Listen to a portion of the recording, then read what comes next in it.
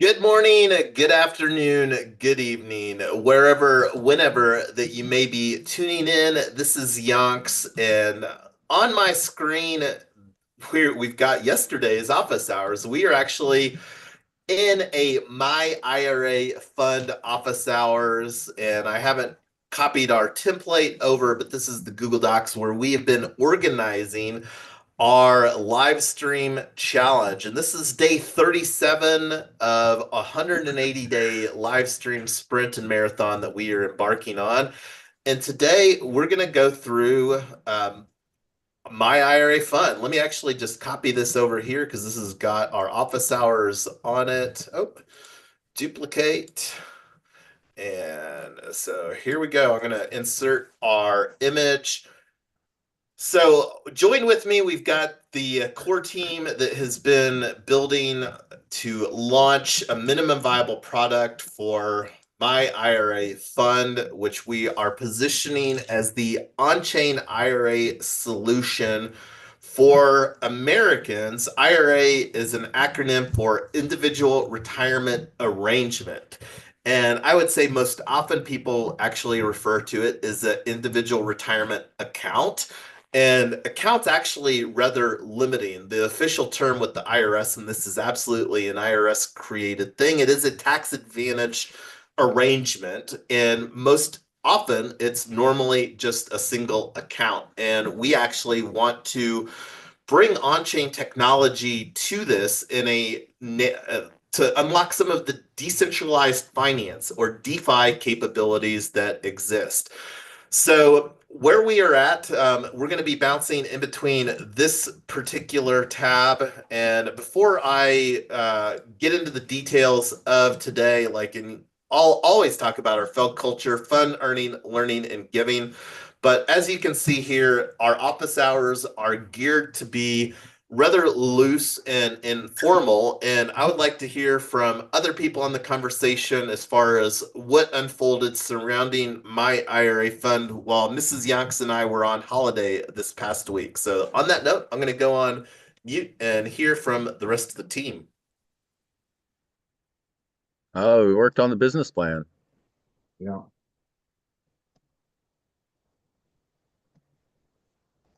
All right. Well, let's actually get to the business plan. And I can't remember if let me go to myIRA.fund real quick, and this redirects to a link tree. Uh, and I don't know if I put the business plan on here. I probably should. Oh yeah, Because, you have it on the progress doc, but I got my own version of it. well, if you could share that, that would be great. And we could Yeah. potentially update the pretty link, which I think redirects to the very, what do you call, no details in it. But anyway, let's see. So here is the link that Ernest just shared on Zoom chat. And let me throw this in the restream here for everybody as well. So if you could, Ernest, walk us through this, and I'll keep up on the screen over here. Yeah, if you scroll down to where it says mission, vision, values on the menu bar. Mission, vision, values. Yeah. So that starts.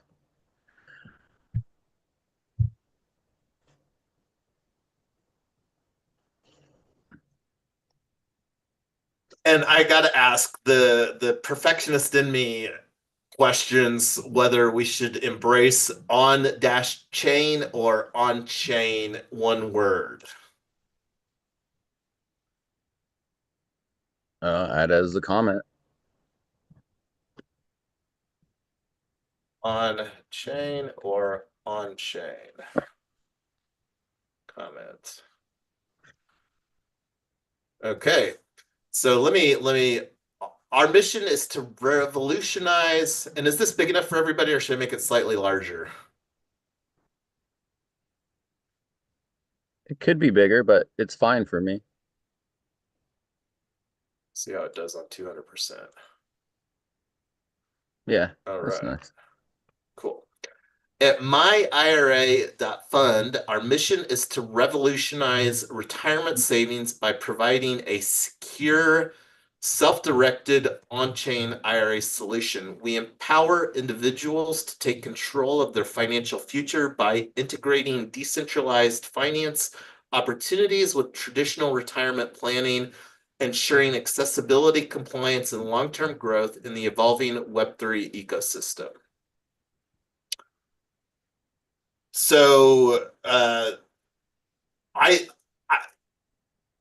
how does you all give me your feedback as far as what this looked like in getting to this mission statement?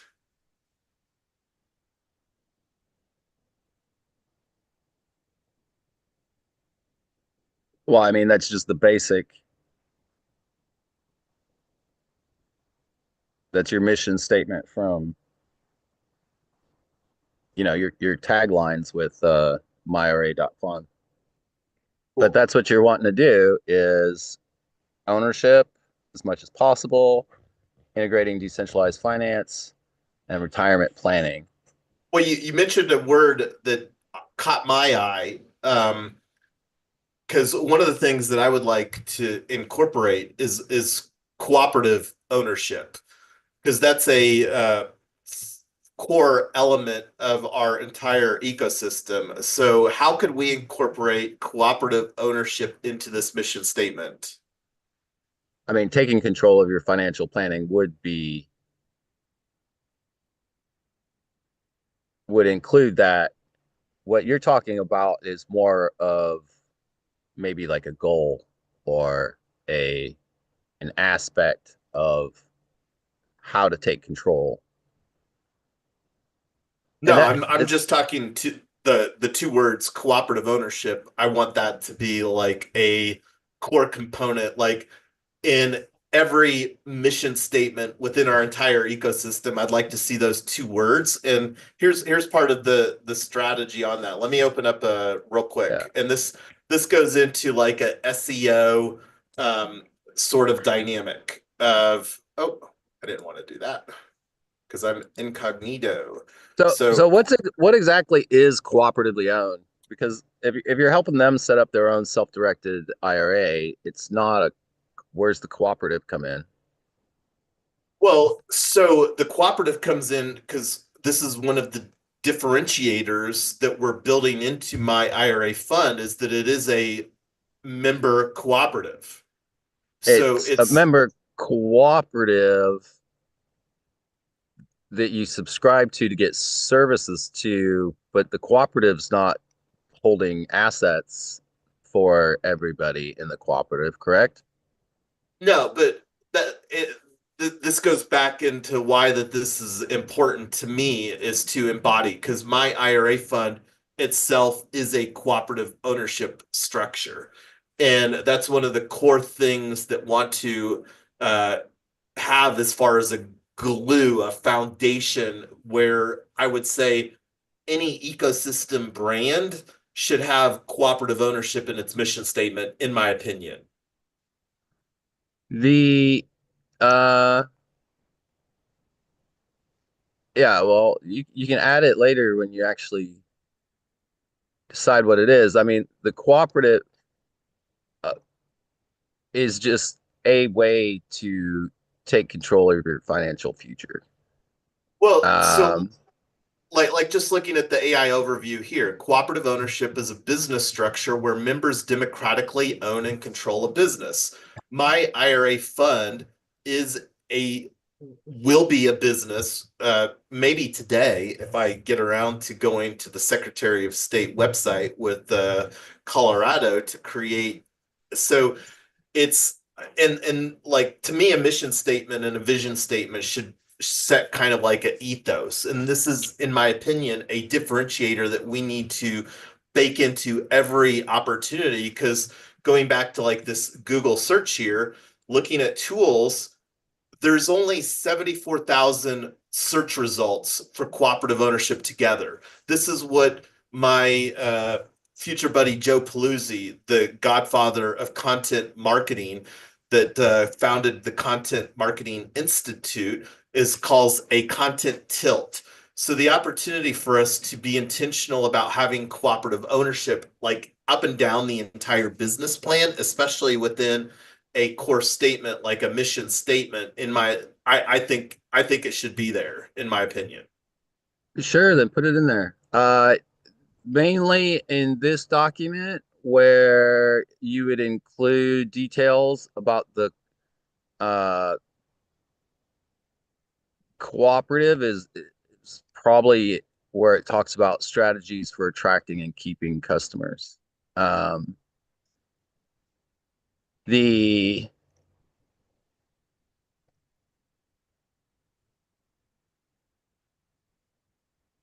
and then when you get into the legal structure, which is not yet developed part of this, um, but you could say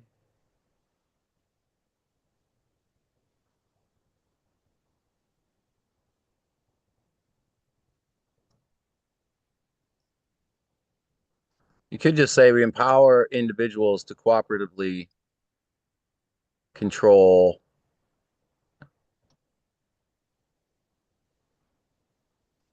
their financial future. But this essentially it's focusing more on the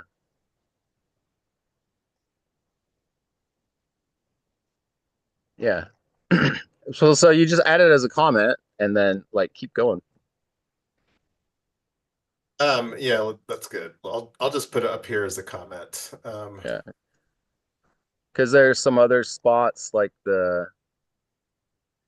vision might be a more appropriate place to put. Yeah, and I quite honestly struggle sometimes what differentiates a mission statement from a vision statement. But how to Well, I vision is Yeah, more like, because what we anticipate on being, and mission is what we're committed to.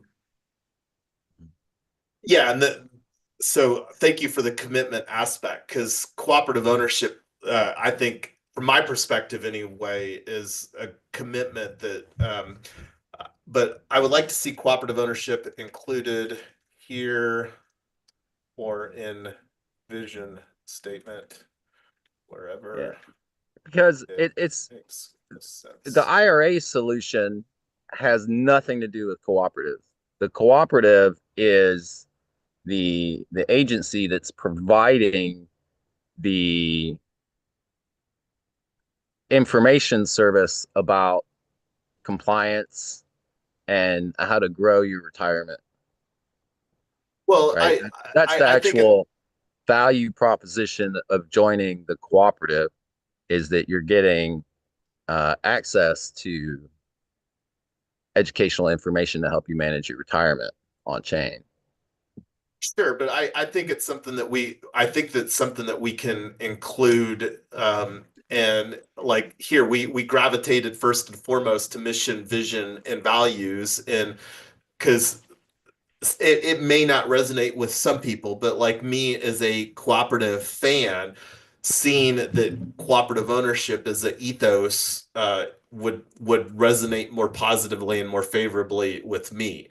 So, but yeah, Yeah, I got the comment in here. So, vision statement. We envision a future where anyone can build and manage their retirement savings seamlessly on, and I'm going to just change this right here to just on chain. Chain. Oh.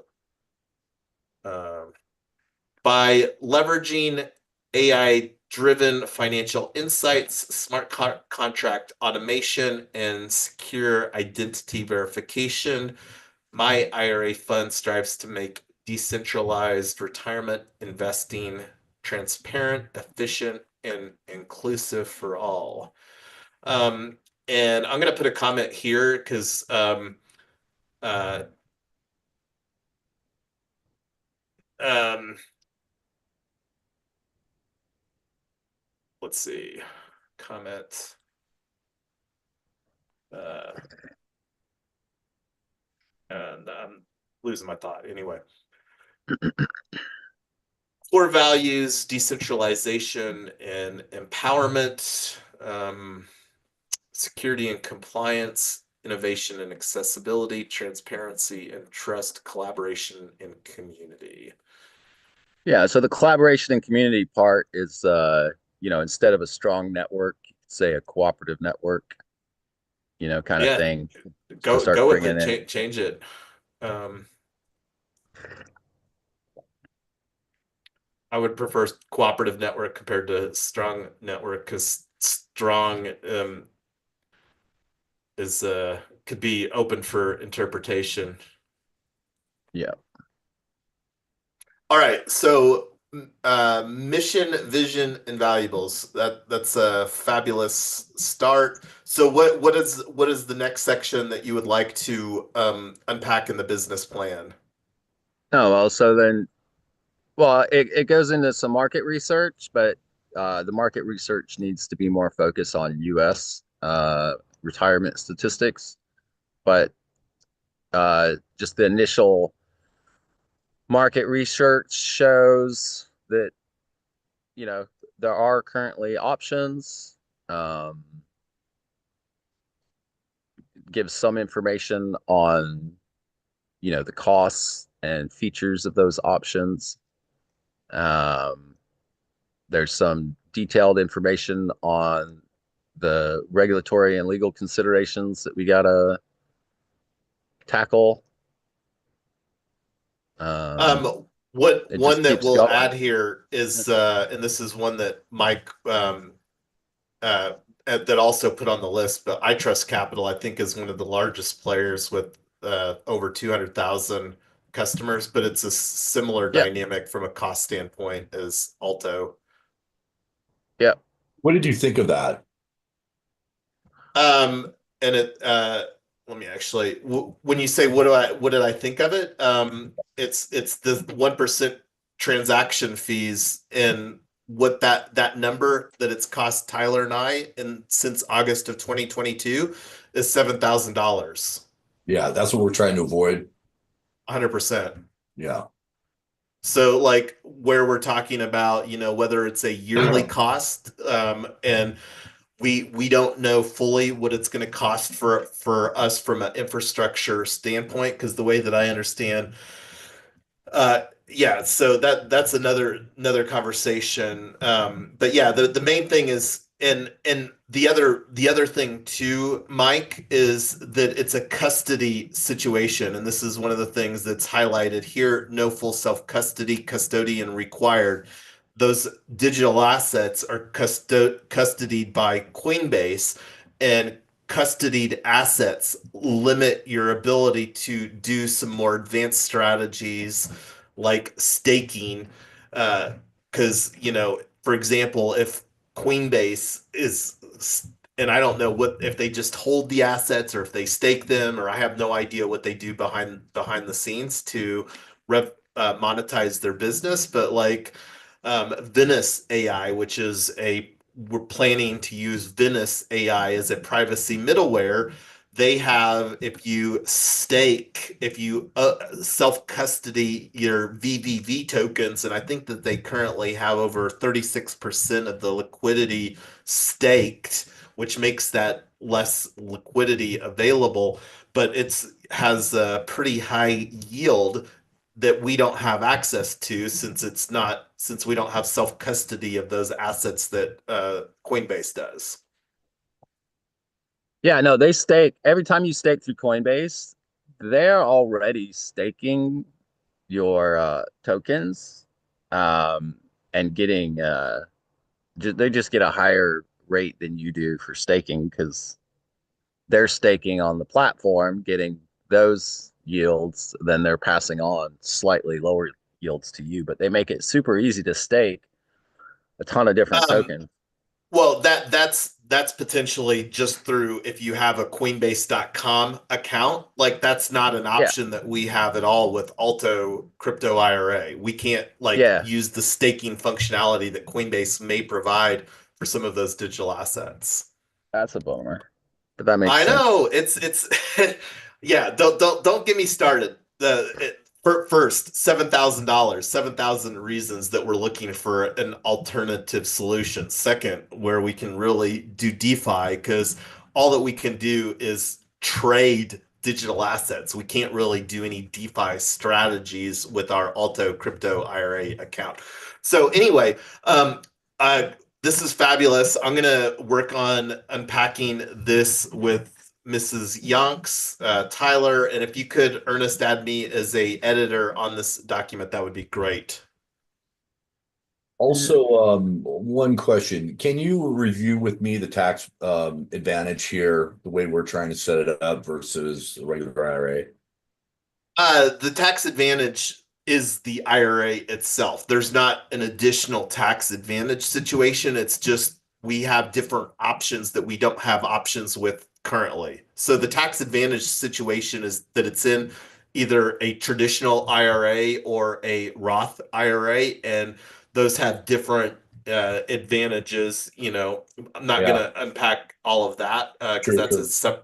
separate conversation. So the tax advantage situation doesn't change at all. It's just how that we can invest in the methodologies where it's more of where we're doing it instead of just because this is really just a traditional finance situation. Like a lot of these 200 plus cryptocurrencies, these are the same cryptocurrencies. If you go to open up a Coinbase.com central exchange account, these are the same current cryptocurrencies. You just don't have the tax advantaged IRA situation because I don't. This is where the that comes into play. Right. Okay. So anyway, great work. Worked on a business plan. So we talked about the business plan, and I'm going to bounce to the team tab for my IRA fund to kind of review some of the stuff. And this, just to pitch events, this is something where opportunities may exist around ETH Denver. I haven't spent that much to unpack these opportunities, but this is something that we'll always be looking at because we're pretty close. And I do have an opportunity to circle back with One Piece Labs that facilitates the ongoing Pitch Dojo. I'm pretty sure that this is a monthly dynamic. And then the slide deck, this is something that's work in progress. Haven't spent too many cycles. But one of the things wanting to do, we created earlier our D form. Let me go down to some of the key deliverables. So this is the biggest one that I'm going to work on getting crossed off.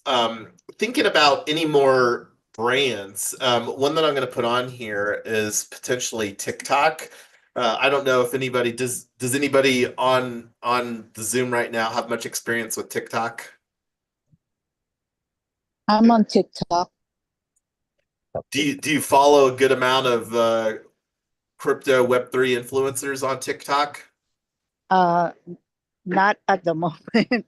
I barely use my TikTok, but when people share, because I'm in the meme community and they have a TikTok account, then I engage in it. So, but to search for crypto, I can do that. Really see, just like Reddit, they have their crypto communities there. I followed some of them on Reddit, but I haven't really thought of uh, TikTok. Most of them are meme communities that extend their visibility on TikTok, but I will surely search for crypto, uh, you know, the the Bitcoin or the Ethereum communities. I will try to look for it. Okay, so I either way, TikTok has enough users that I think it makes sense to get a brand on there for my IRA fund. So added that, added Farcast or Workcast here. This is the other thing that I think that we should prioritize because one of the things that I was thinking of, and one thing just to kind of go off on a quick little tangent, I'm pretty sure that I created. So this goes into like me right now working to create some best practices for myself. So one of the things that I did was I created an IRA subdomain.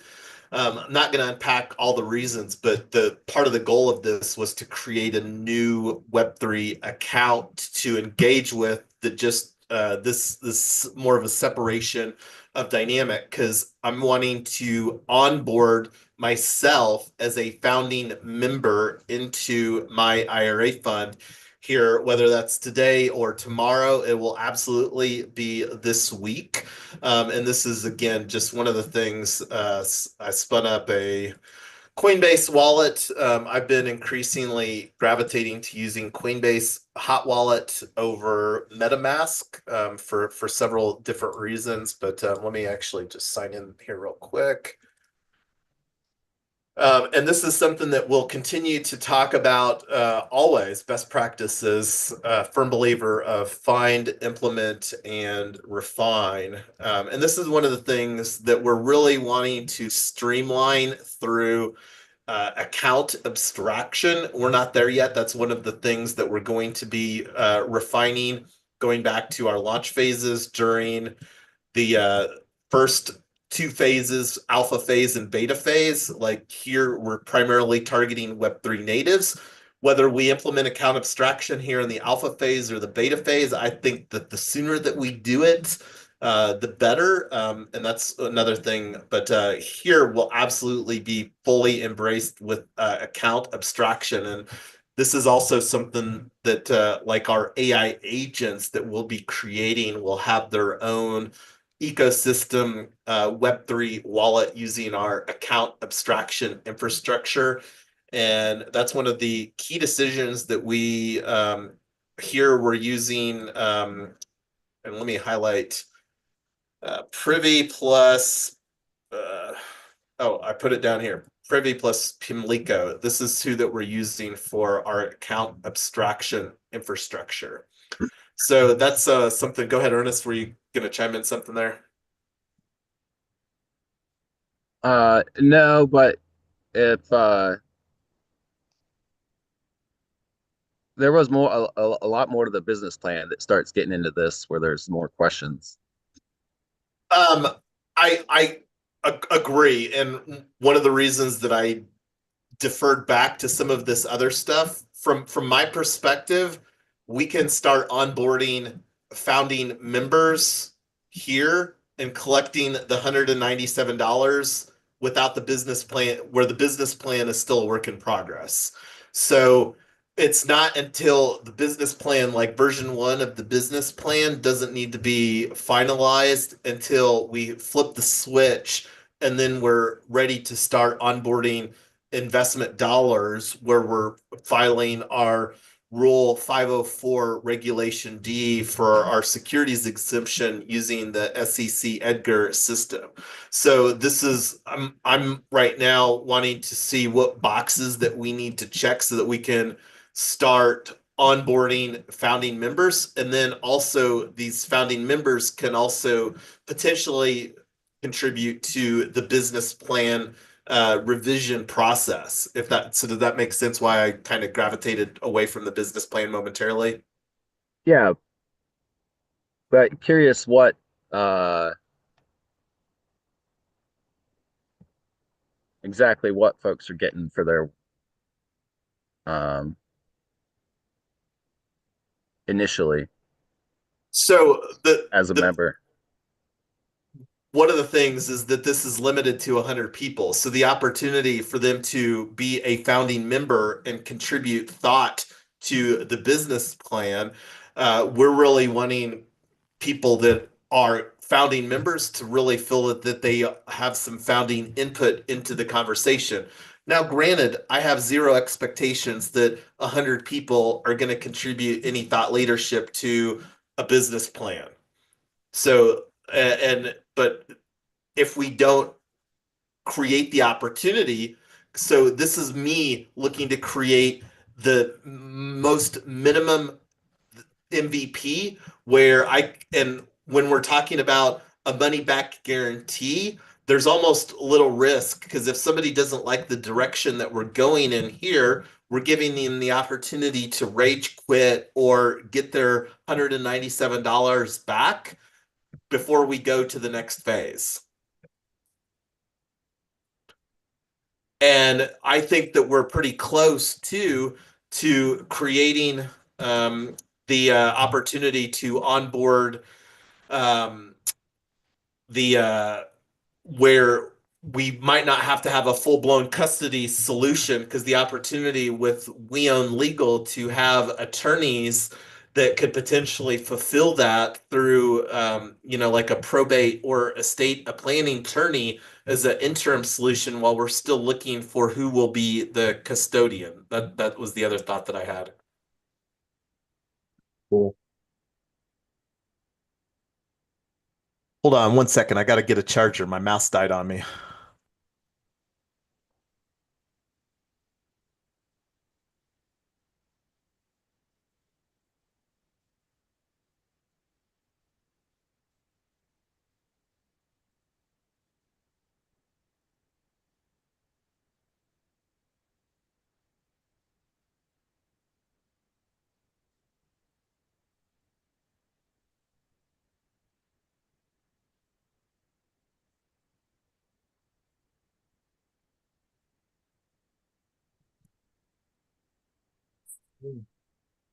All right. So yeah, that's kind of the thought process on what boxes do we need to check so that we can start confidently onboarding the first 100 founding members. And we absolutely do need to get the business plan because that's a prerequisite. Like I said, we have to have a business plan for doing our securities exemption.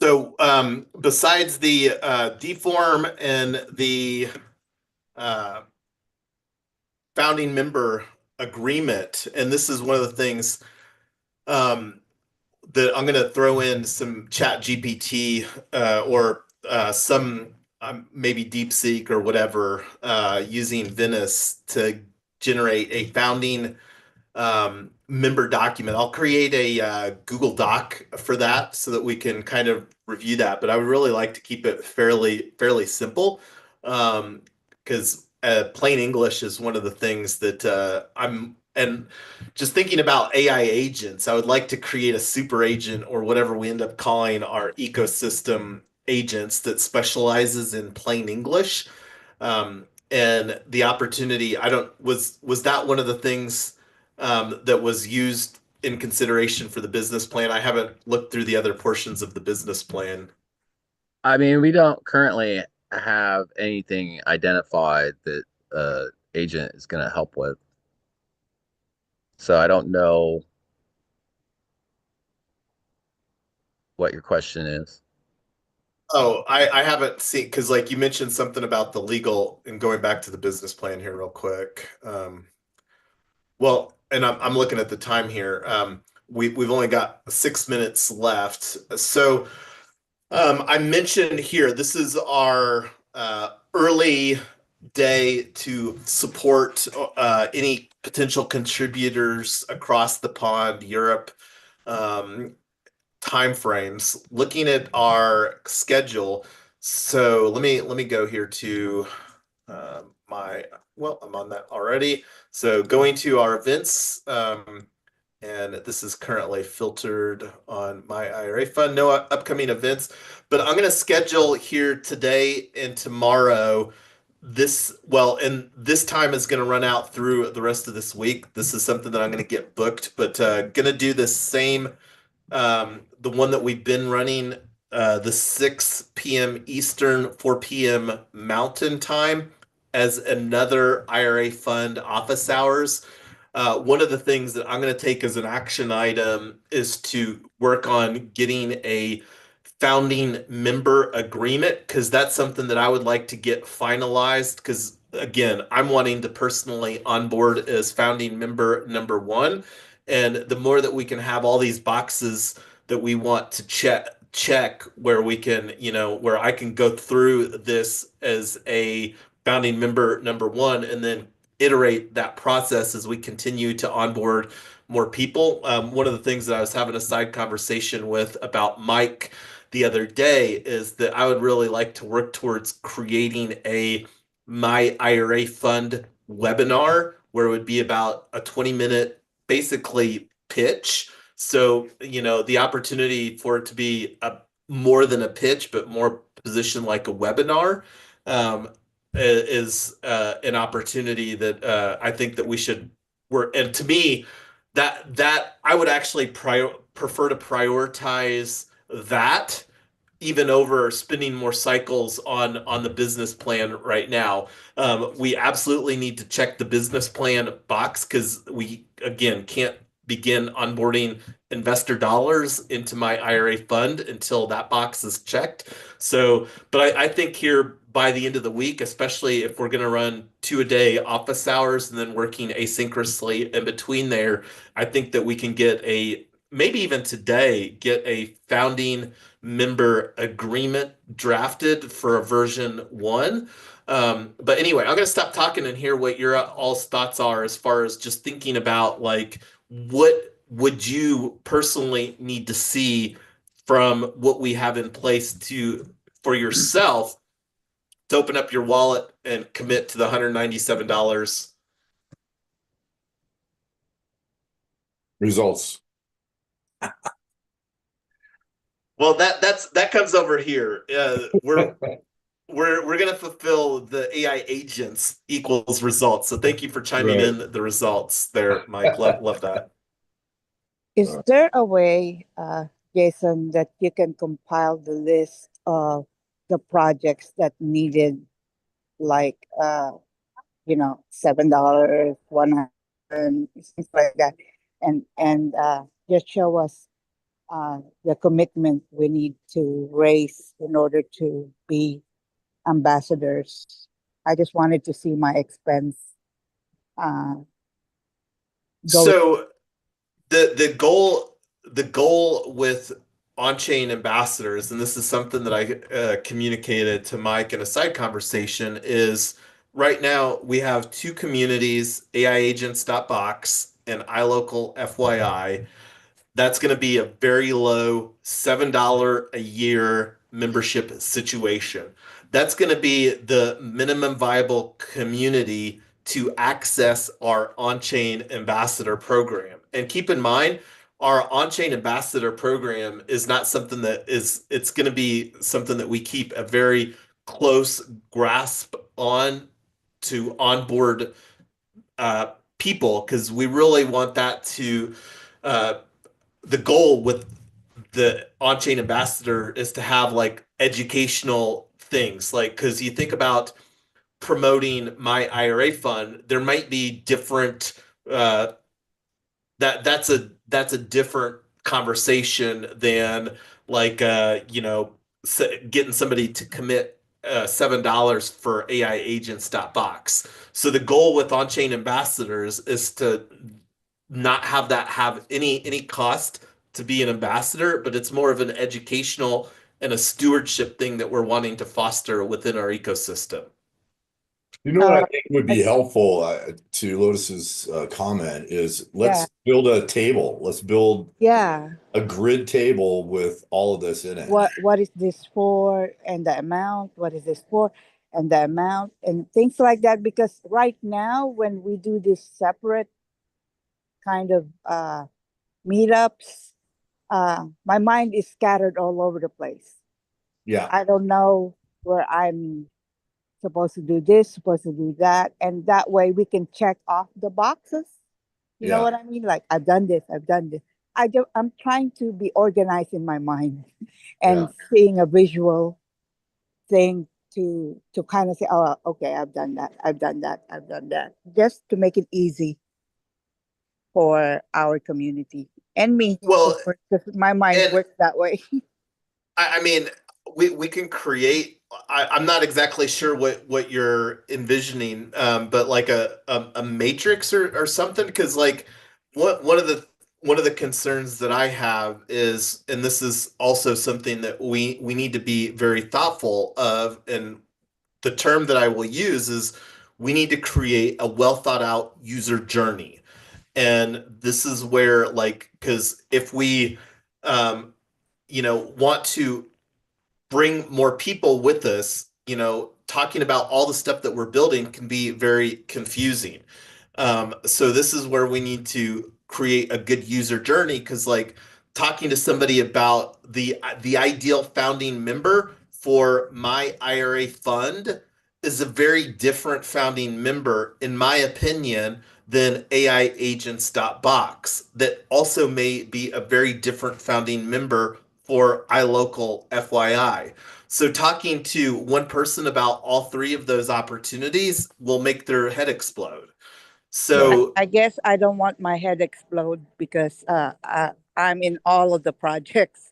yeah, That's basically, I guess I have to build it myself, and I have to bug you on yeah, and like I mean, if you don't want right to now, have one resource for the core team to kind of check check the boxes as we go along is really in my mind would be helpful for me, and I don't know how everybody else uh, I think absorb all the I information. concur with you, Lotus, a little bit. I think that yeah, because I'm structured too. Like I was talking to Jason about, I look at things in a hierarchy and almost like a script or that type of deal. But the what I was commenting on was the alpha beta phase and launch.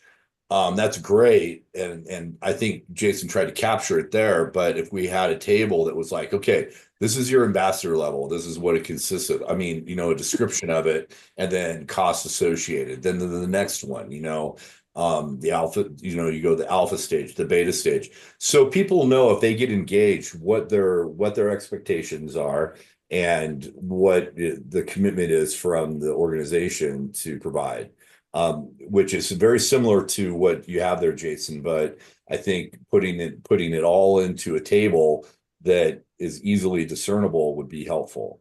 To Lotus's point, I think she's trying to make a checklist of, hey, okay, so we've got to get this done, this done, this done, and more of a functional checkbox in the business plan in order to accomplish some tasks that she feels she can contribute to. Is that correct, Lotus?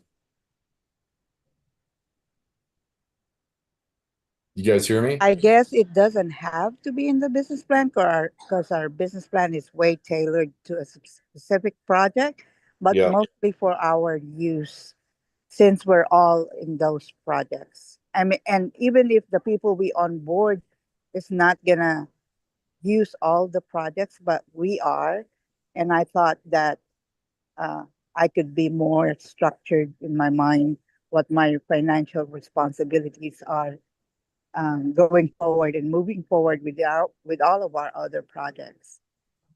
Just because I I have follow to you. go through a budget and see, oh, okay, I have money for this right now, and I have money for this right now. So it's just really, and if that does not resonate with Jason, I'll just have to bug you, Jason, for everything that requires a monetary equivalent, being a member or being an ambassador or being a founding member. You know what I mean? Lotus, how about putting together something in your mind, a visual that you think might convey what you're talking about? That's why I said once I built it, because I have to bug Jason in the DMs just to ask him, okay, do we pay for this? Whatever. Because when we're in a meeting, I'm usually out and about, and I don't have a piece of paper to write down everything that's being said or price range or whatnot, and it can get complicated in my mind what I'm responsible for in order to join the project. So once I built that, I will share it to the core team get a link and do a PDF, I guess, or y'all can see and have a checklist, because that's how basically my mind works. It I know Jason said he can do this in his mind, but my mind needs to be organized. That's all. Thank you. Yeah, Like well, project management, basically. Yeah.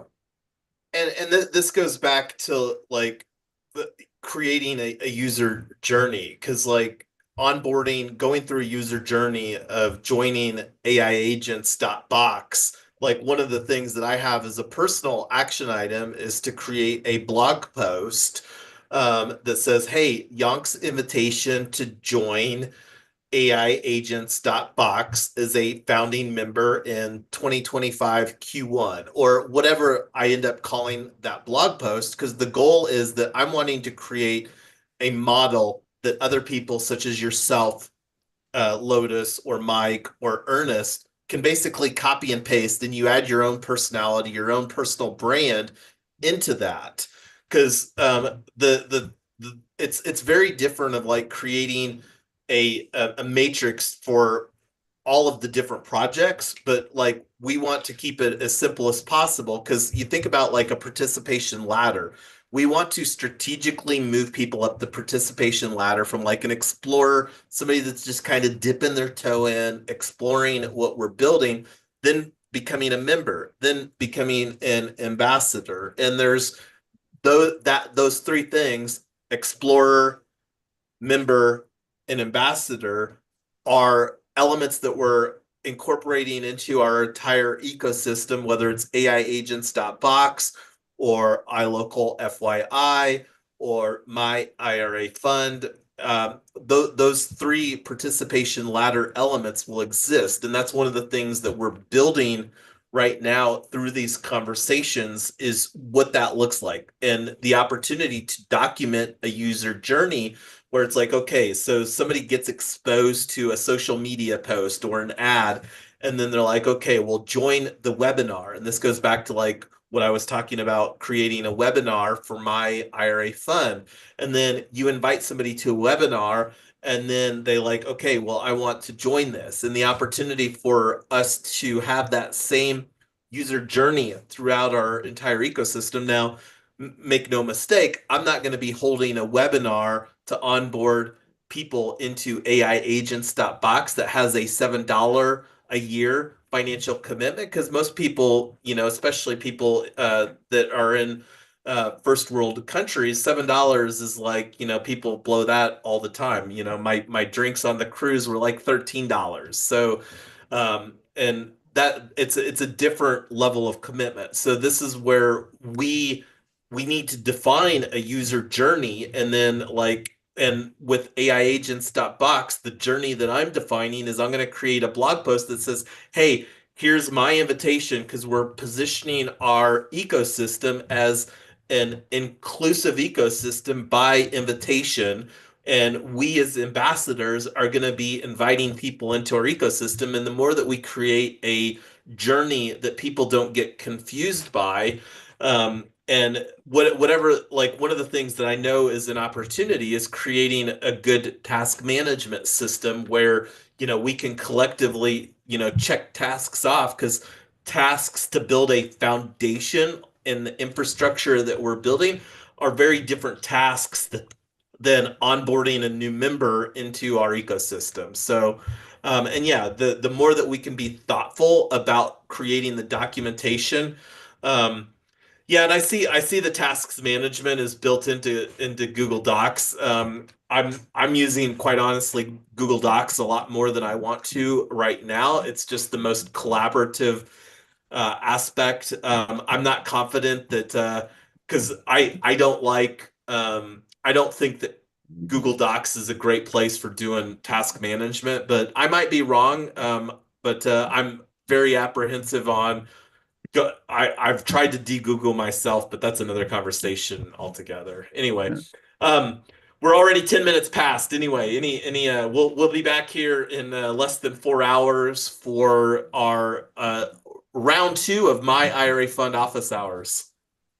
Yeah, I'll just add that So in the business plan is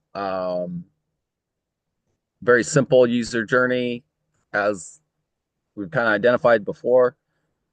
And so the ambassador program is different. It's a future marketing flywheel department. Right. The myIRA.fund is the project that is the prototype for some other things that we're going to do in other projects. So it's best not to introduce anybody to like all the projects, but uh and essentially there's just one project that we're focused on right now, which is the myIRA.fund project. And so understanding what that is, I think once there's a member agreements, like you pointed out, that might make things a little bit more clear on what is being offered. My understanding and how it's written in the business plan is that essentially, well, currently it's $200. Well, the myIRA.fund cooperative provides to help you move to an on-chain based self-custody IRA solution. And right now, or soon, the first entrance, or I guess the first part of the user journey after being understanding what a user is being a member of the cooperative and then getting access to the services that the cooperative provides. And currently, that would be access to the social media groups and the information done in the live streams and, you know, direct participation in the planning meetings of the cooperative. And so and currently all that we're giving all that stuff away for free, and there's not a scheduled amount of content, that's being tasked out, task managed. Um, so that's the main value points right now in the pre-launch phase, is that for $200 you can subscribe to a community that's going to help educate you on moving retirement savings on chain. Yeah, and one of the talking about, and this is something that I brought up, like one of the things that want to consider and likely include for our founding members, because this is something that I want to personally use myself, is anything LLM in a Docker container, because this will allow us to get better at using enterprise grade cloud infrastructure, whether it's Google Cloud or Fleek or Azure, or whatever other Versal.com is another widely used, especially within the ecosystem infrastructure provider. And just I saw that there was some good comments in Zoom real quick, on the Zoom chat. Just wanted to reflect that right now planning to build web infrastructure using WordPress.org. I've used a good amount of the task management tools, Trello. I still use Trello for doing some various different things, but Fluent Boards is we're planning to use Fluent CRM, and Fluent Boards is within a suite of tools that Fluent has built using a WordPress.org backend. So that's the plan. And like just going back to Ernest's point about on-chain ambassadors, that's where personally I want to spend majority of my time in the second half of 2025, is largely working with and building out our on-chain ambassador infrastructure. And currently the plan is to use, again, WordPress.org and a suite of Fluent tools, including Fluent Boards, that we already have existing with Rocket.net cloud web hosting provider that we can add more scale to, that can continue to scale up. They're a WordPress.org specialty hosting provider that has great response times with WordPress. And the opportunity as to create our own WordPress AI agent with assisting existing, because I don't know if people have seen, but there's blood in the waters around WordPress. And I'm not going to unpack that, but that's something that regularly shows up on my radar. And a lot of that is this ongoing legal conflict between WP Engine and WordPress.org that is largely owned by Automatic, that Matt Mullenweg, the WordPress co-founder or founder. But anyway, that's another side conversation. Anyway, the goal is to definitely create a well-defined user journey that reduces confusion, that makes it easy to fulfill people's needs, and then as people, but this is where choose your own adventure, I will always say, because we want to give on-chain ambassadors the autonomy to run their show how that they want to run their show. And while we can create tools and infrastructure to support them, make that easier, and that's largely the lens that I'm looking through in consideration for building out, because I will know that I have had success with what we're building when I'm no longer the number one ambassador within our ecosystem, that somebody else is doing a better job. And there's a lot of opportunity for people that have marketing chops to bring their expertise to what we're building here, because we have a lot of expertise surrounding on-chain, Web3, crypto, and leaning, as we've seen, heavily into experimenting and deploying AI agents, which is a greenfield right now, since we're still very early to the AI agents unfolding narrative. But anyway, any final thoughts before we bid adieu?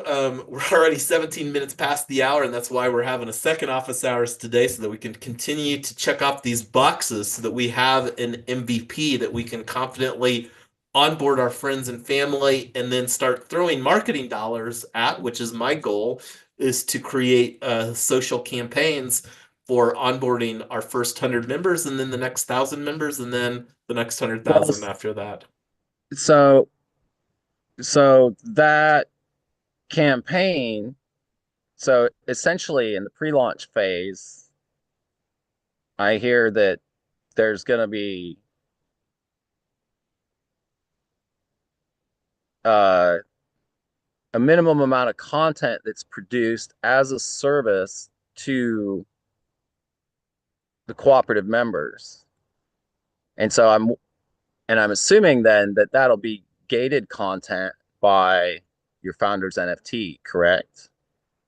And then I'm curious, like, what's that content that? So think of it as like one of the things that I want us to get great at are like mastermind groups, and the opportunity for us to like, because the goal with the phase 0, our alpha phase, is to just use composable solutions like safe multi-sig, and just No, bring best. I'm talking about the content. So the founders are one, they get to directly participate in some meetings, planning meetings, obviously, but you're also essentially promising a certain amount of content in the pre-launch phase that's going No, to be the gated we haven't. content for members.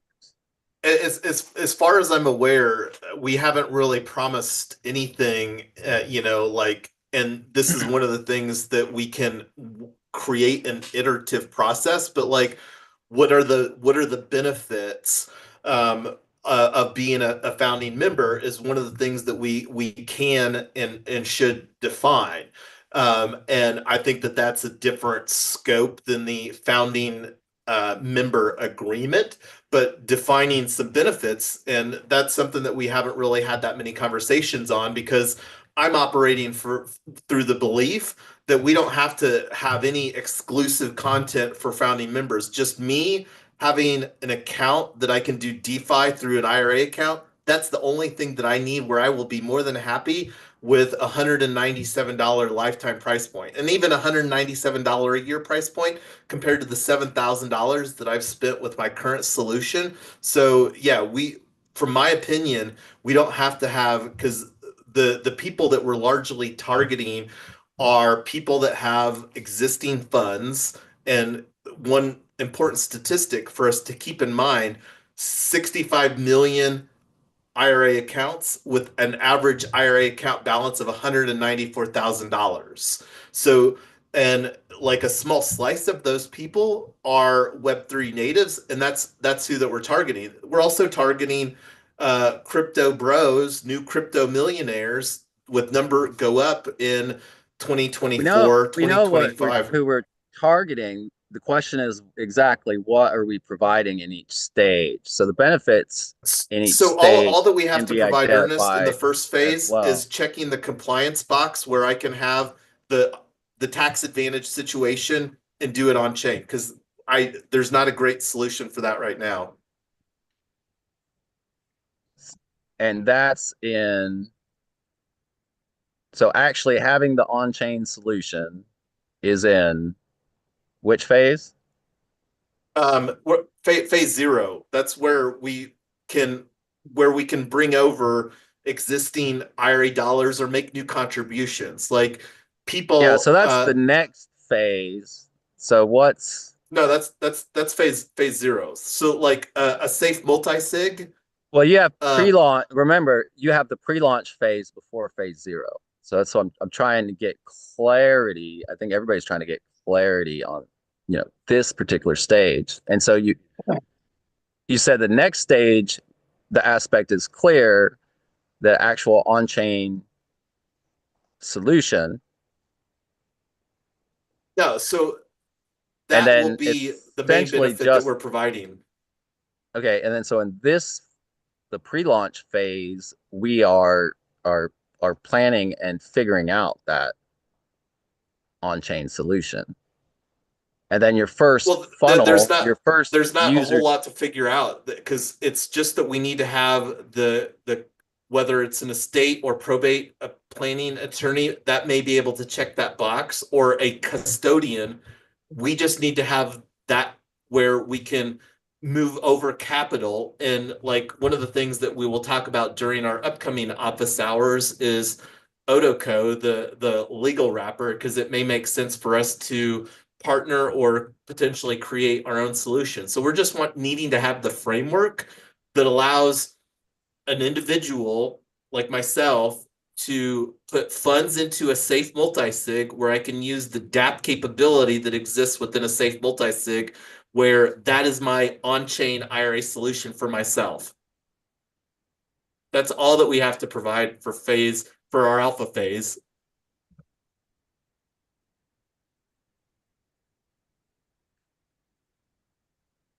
Does that make sense?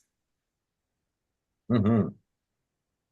So yeah. keeping So it you real. essentially the safe multi-sig has to be compliant with the the checking Yeah, LLC that has to be set up. so it's basically like we're creating a self-directed IRA solution that's on chain.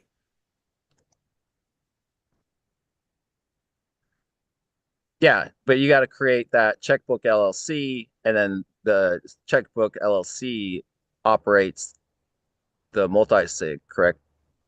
Yeah, so that would be like Otoco.io is a on-chain solution for creating an LLC, a series LLC, or whatever solutions that they have. And I'm a huge fan of the Wyoming series LLC, and whether that's something that we can do like a white label solution through them, or whatever the case may be. That's just getting the framework so that we can provide a compliant on-chain IRA solution that's functionally a self-directed / checkbook IRA.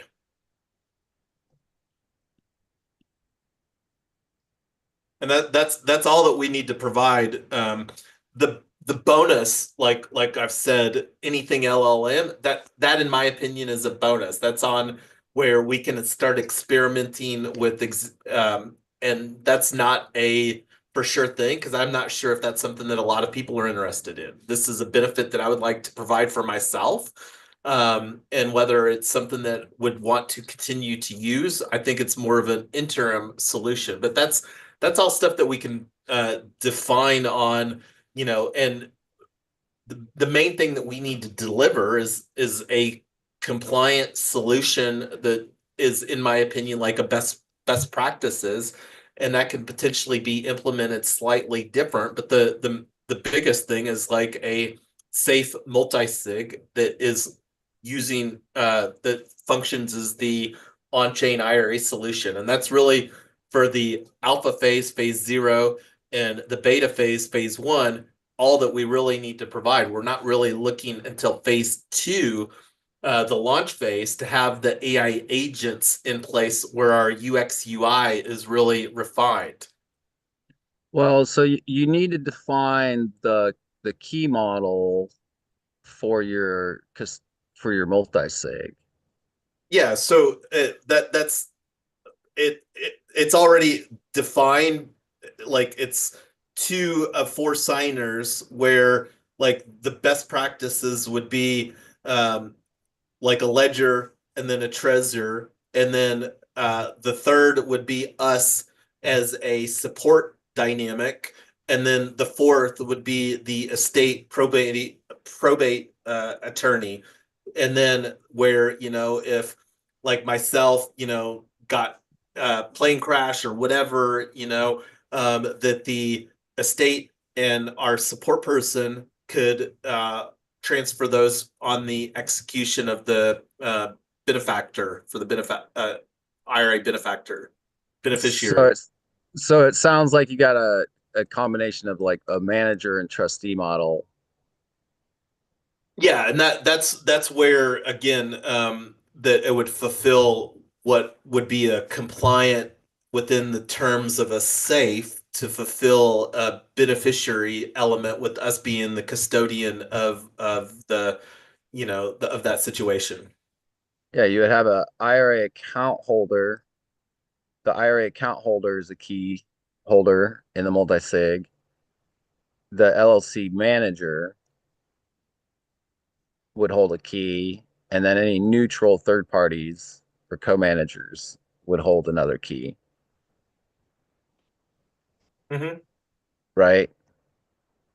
Does Yeah, and that this sound? is yeah, and this is where like the account abstraction just adds more value to simplifying that dynamic. Because like you think about attorneys, like not having to store a bunch of seed phrases or whatever, where that aspect is abstracted away through an account abstraction dynamic, is the goal with the account abstraction.